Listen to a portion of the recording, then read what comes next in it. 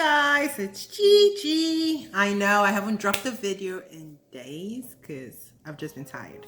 Anyway, this is Love and Marriage Huntsville, season 3, episode 14 review. So we start back. Tisha is still at the therapy and she reveals that Marsau did not like her being independent. And this is why kind of like the dynamic of their relationship is as such. And doctor is like, why wouldn't he want you independent? Is that a way for him to ensure that he doesn't lose you? She was like, well, I think it's just his ego. And I'm like, no, that's some weird mind control. But I don't know if this is just for the show, so I don't want to judge what she's saying too harshly.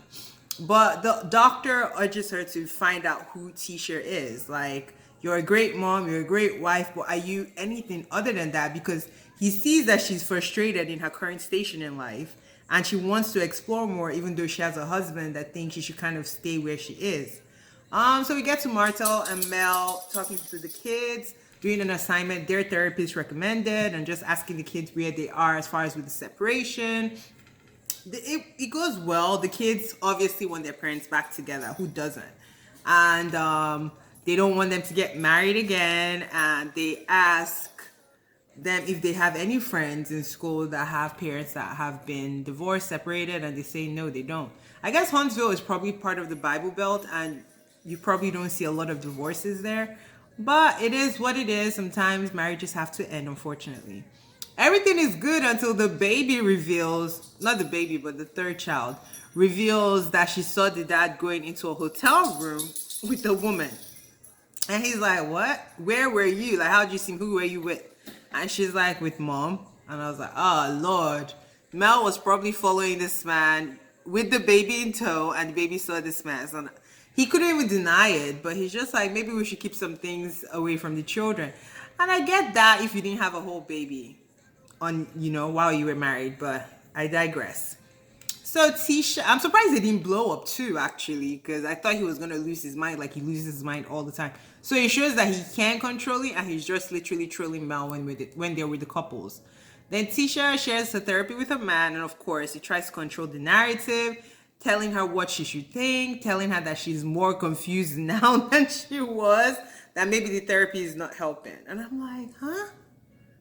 He only said find out who you are, because she comes across as, I want more than this. I mean, based on their therapy, she says, basically, like, I don't know if this is the life I wanted, which is a very powerful statement. So him telling her to find out who she is, I think that's fair.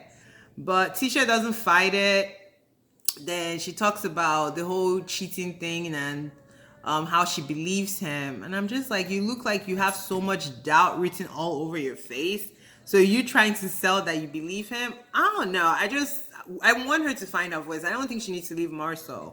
But I think she should be more honest in her expressions versus just going with what he says. And she brings up the whole, what they say? Let's see. Anyway, then he says, well, I'm not changing my story, whether it's true or false. It is what it is. I'm like, okay. Is it true or is it false? But we know he ain't changing the story. Then she brings up the destiny race, and this is the beginning of her having a problem with Kimmy, basically. Saying that some ladies responded and some didn't. And then we get to Tiffany and her husband's not vow reunion, but their anniversary softball game.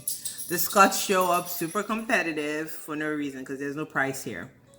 And we find that Mel is once again better than Martell in something else. And I'm just like, Martell sucks on different levels. And I remember him saying that he was an athlete, he did this, he did that. Boy, he didn't look like an athlete out there. I was just like, you're just capable of growing muscles. Like, he sucks on every level. He's broke, bankrupt, just ridiculous. And now he can't play softball. I'm just like, what? Mel was married to a proper bitch. Like, now look at Mel, because if this man was able to take you through the ringer being such a loser, I wonder about you, because this is crazy to me. Destiny shows up late, ready to find her next ex-husband.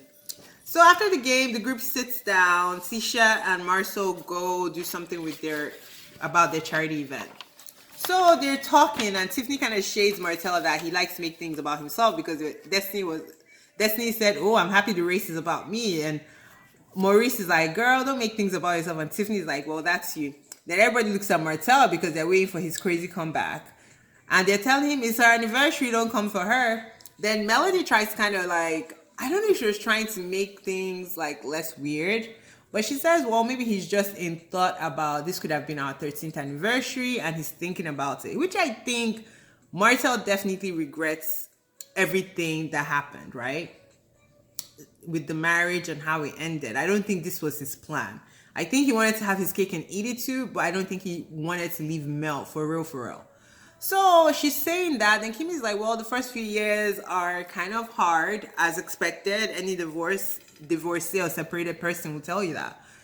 And Martell takes offense to this, talking about, I don't want them to believe what Mel is saying. I don't want people to feel bad for me. I'm like, bro, it's written all over your face that you're not okay, even though you try to be okay. But again, I think he's just trolling Mel at this point. Then he says, well, I divorced her. I just want people to know that. I'm like, who cares? Y'all are divorced. Let it go. Like, nobody cares. He's like, yeah, because Kanye said he gave Kim the opportunity to file so she won't have like egg on her face, that he did the same thing for Mel, but he doesn't want people to get it twisted, that he is the one that wanted the divorce. And I'm like, what is this even about? That Mel falls right into it. And she's trying to argue, you didn't divorce me. You said you wanted to divorce sometimes. I said I wanted to divorce sometimes. Who cares? And this goes on for like a good 5 minutes. And I'm like, kill me now. And Lewis, I think that's his name, was asking Martell, why do you care what people think? He's like, oh, Mel is the queen of social media. She knows how to control it. And everyone is like, what did Mel say on social media recently? She hasn't said anything. Of course, he had nothing. I'm like, Martell is a whole bitch. Like, I am over him. I'm like, Mel, how were you in this relationship for so long? Because people like this don't just show up. He's been like this for a while. At this point, the men are like over it. Lewis is like, let's go, leave the ladies in here to discuss. And Mel shades Martell, talking about, Martell, where are you going? You're part of the ladies, basically was what she meant. And I don't blame her. I'm like, ugh.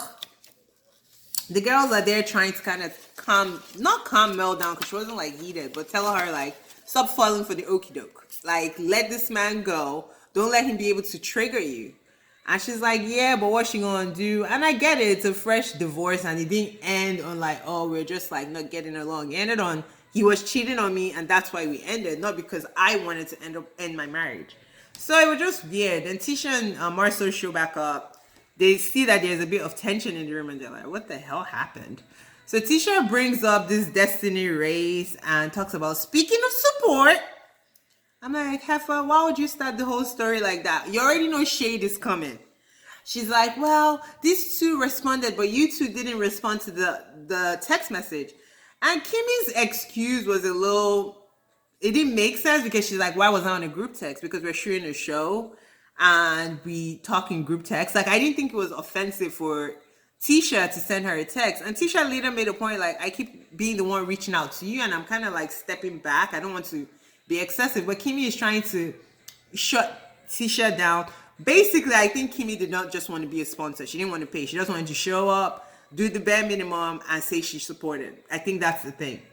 So instead of her to say that, she tries to like whistle her way out of this explanation that was just ridiculous. She's like, well, why didn't you call me? Why didn't you do this? Why didn't you do that? I'm like, she sent a group text of people that are shooting a show.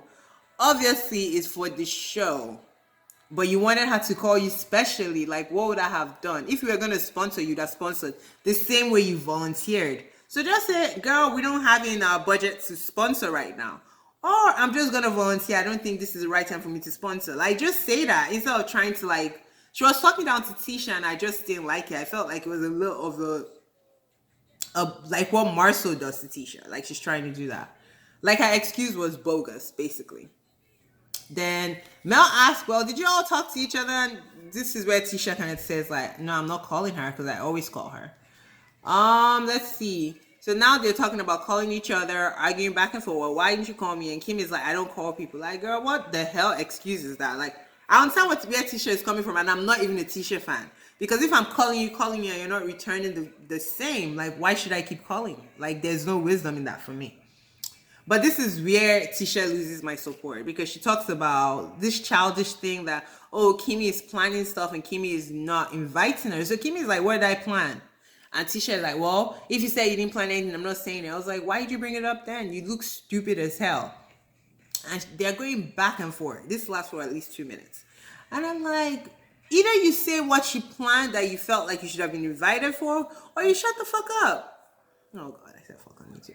Anyways, but it was just like, I will need you to get some nerve about yourself. It was just a whole mess. Like, Tisha, you were strong before, but you ended on such a weak note. Like, I can't support foolishness. If you think she did something to you, say what she did. What's she gonna do? Deny it?